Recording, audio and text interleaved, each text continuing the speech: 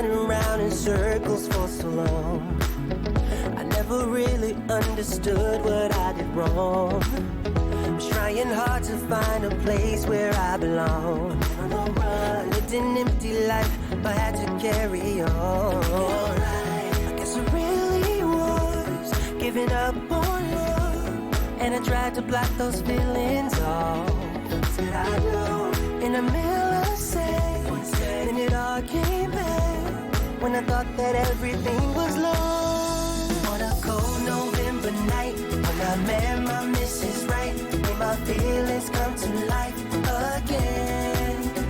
When I thought I didn't care, I just saw her standing near, made my feelings come to life again.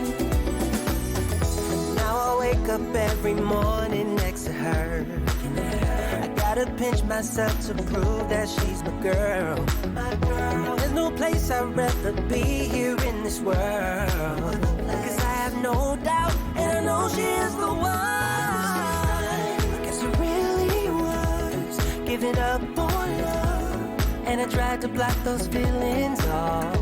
Said I do in the middle of seconds, then it all came back when I thought that everything was lost. On a cold November night, when I met my Mrs. Right, my feelings come to life again. My feelings come to life. I didn't care, I just saw her standing near, made my feelings come to life again. She's my Mrs. Right, my one and only one.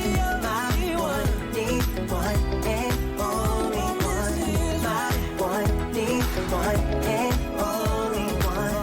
My one and only one. I guess I really was giving up on love, and I tried to block those feelings off. What else could I do? In the middle of sex, then it all came back when I thought that everything was lost.